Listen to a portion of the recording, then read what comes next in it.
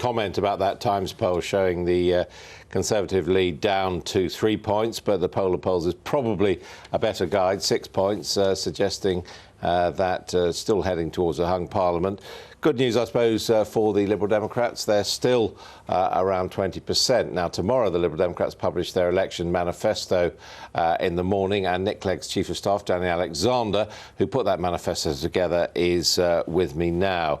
First of all, on the polls, I mean, is the magic working for the Liberal Democrats as it sometimes does at campaign time? You bob upwards? I think it's early in the campaign yet, but I think undoubtedly we are feeling ourselves that we're getting our message out there to people, particularly in the constituencies that matter most to us. And I think we are seeing a steady kind of firming of our support. Obviously, the leaders' debates are going to be very important in all of that too. But in past elections, we've seen, as people get more exposure to what the Liberal Democrats have to say, to our ideas, that's resulted in a steady improvement. And I hope the same will be true this time. I mean, the irony is, in your situation, unless we get into really revolutionary reversals, the better you do, the more it looks like a hung parliament. And in that context, the more you get asked about who you're going to team up with and less about your own policies. I don't mind being asked that question, actually, because I think it quite rightly, people are interested in where we stand on that, but also it gives us a chance to explain what we do differently. That's what we're setting out tomorrow in our manifesto. We've got 4 major steps towards fairness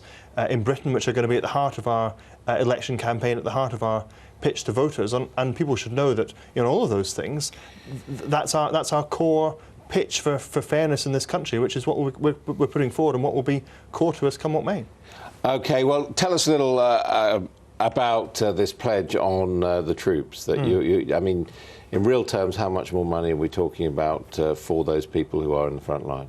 Well, currently there are quite a large number of soldiers who earn less than £17,000 a year. We think that the starting salary for a frontline soldier, once they're qualified, should be the same as the entry level for a police constable. That is about £23,500 a year. It's obviously a substantial increase, and we need to make sure that that was reflected in the pay levels at the NCO ranks. And this would be only while people are serving in No, this would be their level of pay, but it's in recognition of the fact that those soldiers are serving on the front line, that they're putting their lives on the line for the country. How?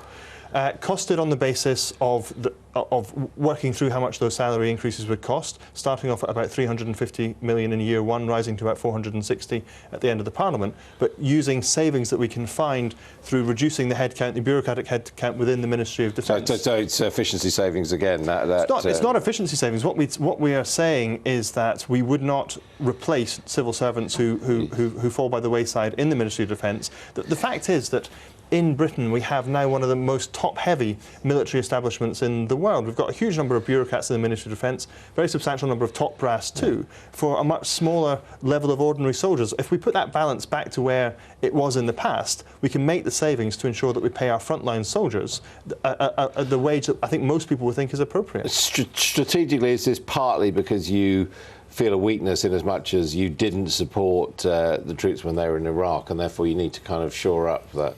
No, I think our stance on Iraq was a strategic strength, to be honest. I think that the opposition that we alone amongst all the parties gave to that war is something that a lot of people in this country share our view on.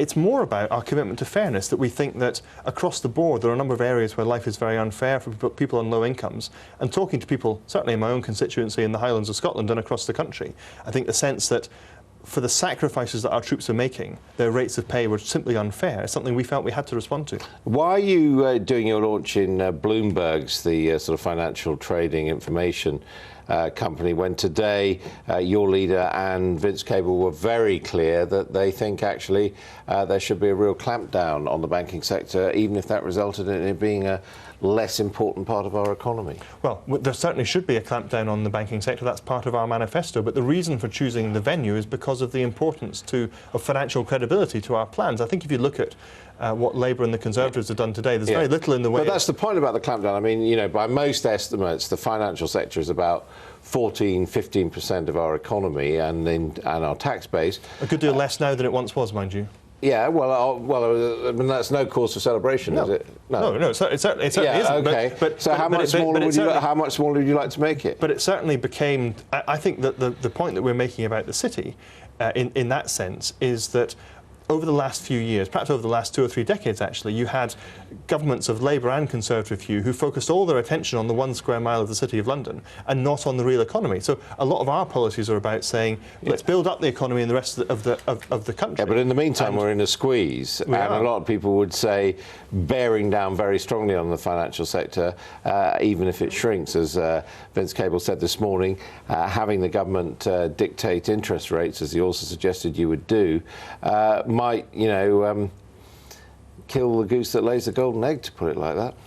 Well, I think what we learned over the last 2 or 3 years is that what you're describing as a golden egg was actually a bit of a poisonous legacy for the economy, because these bubbles built up, and the fact that they were uncontrolled, the fact that they were unregulated, the fact that they were driven by a culture of massive bonuses and short-term financial considerations has led to the mess that the economy's in. It's not only the city's fault, of course. There were big mistakes made by government too.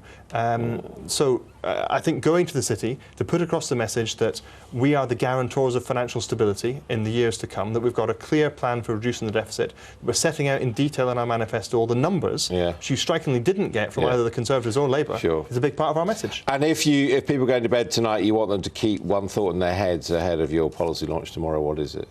Fairness. The Liberal Democrats believe in fairness. Our policies are all set out. The 4 steps to a fairer Britain: fairer taxes, fair start in life for children, cleaning up politics, a new green economy, reducing the deficit. Those are the things that we want to do to make the country fairer. Yeah, but that's what the other parties are saying as well, isn't it? The difference between us and the other parties is when you see our manifesto, you're not just getting promises, you're getting a plan for delivering them. This is change you can believe in. Thank you very much indeed.